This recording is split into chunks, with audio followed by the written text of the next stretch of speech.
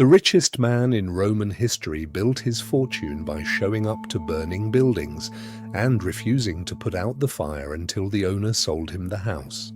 And that's not even the strangest name on this list, because the wealthiest people who ever lived weren't the ones in your textbook. They were a one-eyed immigrant, a woman in a ragged black dress, and a knight who took land instead of a paycheck. 5 obscure fortunes, 5 money lessons that still work, and number 1 is the one that got a man killed. You already know the Rockefellers and the Carnegies. Forget them. These 5 are almost forgotten, and that's exactly why their lessons are so sharp, because nobody's repeated them into cliches. So here are 5 money lessons from the richest men in history you've probably never heard of, counting down to number 1. Number 5. In 1066, a Breton knight nicknamed Alan the Red crossed the English Channel to fight for William the Conqueror. When William won, most soldiers took their pay and went home. Alan didn't ask for money. He asked for land, and he ended up holding more of England than almost anyone alive, over 1,000 separate estates in the Domesday Book, behind only the king himself. Historians estimate his holdings equaled around 7% of England's entire economy, which by some estimates would make him worth more than $180 billion today. The lesson? Wages make you a living. Ownership makes you rich. When you can choose between a paycheck and a piece of the thing you're building, take the piece. But owning things means nothing if you can't survive the bad years, which is where number 4 comes in. Number 4. They called her the Witch of Wall Street.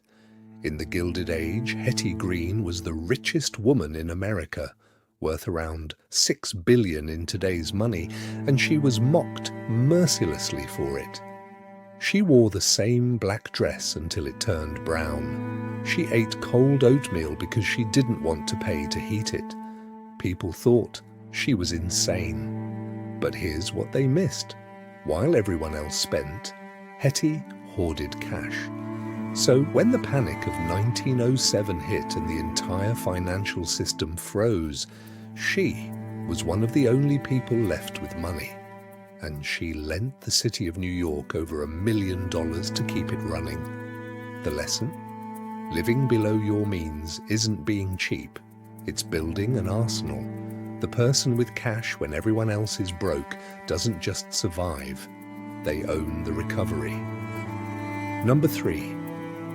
Stephen Girard arrived in America as a one-eyed French immigrant with almost nothing and died in 1831 as the single richest man in the country.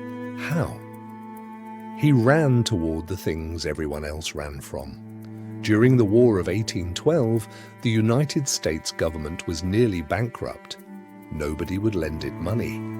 Girard personally underwrote up to 95% of the war loan, betting his own fortune that America would survive. Then, when the country tried to launch a new national bank and no investor would touch it, Girard bought the entire thing, $3 million in stock, alone. The lesson? The best deals are the ones that terrify everyone else. When there's blood in the streets and a good asset going for pennies, courage is the highest paid skill there is. Number 2. In 1600s, India, a merchant from Surat named Virji Vora, became so rich that the British East India Company, one of the most powerful companies in history, called him, in their own records, the richest merchant in the world. His trick was control. When a ship full of pepper or coral came into port, Virji would buy the entire cargo, cornering the supply so every other trader had to come to him. And with the profits, he became a bank, lending money at his own interest rates to the British, the Dutch, and even the Mughal emperor. His personal "I owe us" were trusted like cash across India. The lesson? There are two power positions in any market, the one who controls the supply and the one who controls the money. Virji was both. Stop competing inside the game and start owning the board. Number 1. Marcus Licinius Crassus was the richest man in ancient Rome. His fortune was said to rival the entire yearly income of the Roman treasury. And he built a lot of it, with the most ruthless scheme in history. Rome had no fire department, so Crassus made his own, 500 men who would rush to a burning building and then just stand there. Crassus would offer to buy the house from the panicking owner for almost nothing. Only after they sold would his men put out the fire. He bought up half of Rome this way. He had everything, and it wasn't enough. Crassus wanted military glory too, so he led an army into a war he didn't need and was killed at the Battle of Carnegie. Legend says his enemies poured molten gold down his throat to mock his greed. That part's probably a myth, but the lesson is very real. Crassus had more than almost anyone who has ever lived, and it still wasn't enough, and that's what destroyed him. The hardest financial skill isn't making money, it's knowing when to stop. So, there's your list. Take equity like Alan the Red. Guard your cash like Hetty Green. Run toward fear like Stephen Girard. Control the board like Virji Vora.